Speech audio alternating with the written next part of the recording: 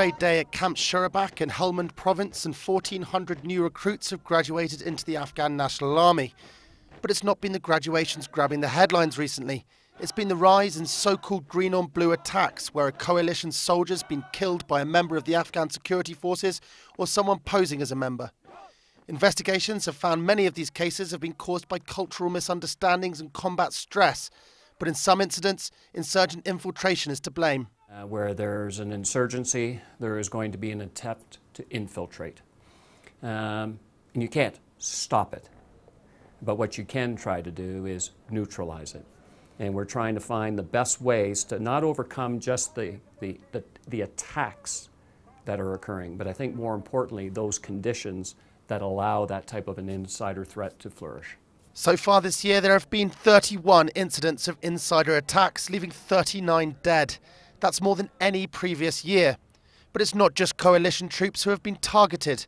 Afghan security forces have also been turning their guns on each other. We are taking every step we can, and it's important to note, with our Afghan colleagues to protect not only ISAF, not only the NATO forces, but the Afghan forces. We've just completed a series of discussions with the senior Afghan leadership, and they are aware of their responsibilities as the Army's leadership to put in place the training, the command and control structures, the leadership necessary to neutralize, to mitigate this phenomena, if you will.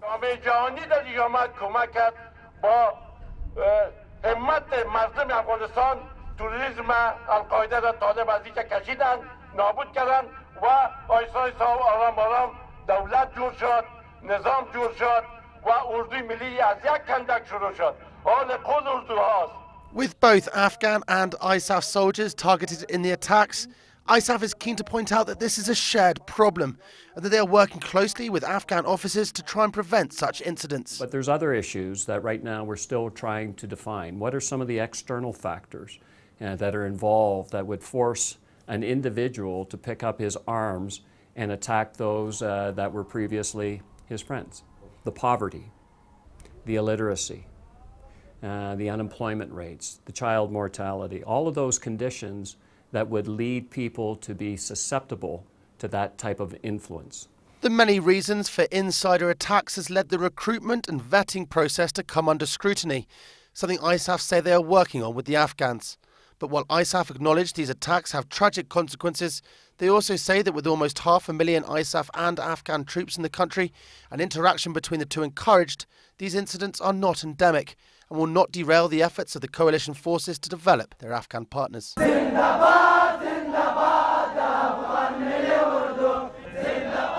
When I see the Afghans graduate, it's a measure of success. But you know, the true test is our ability to retain them, to develop them as they move forward. I think the one area that we sometimes overlook is the pride that Afghanistan takes now in those graduates. You see now the tribal elders making personal recommendations on which young men in their tribes are now eligible or should be considered to be soldiers. So you are seeing a rejuvenation, a revitalization of the profession of arms here in Afghanistan, and we can't underestimate that.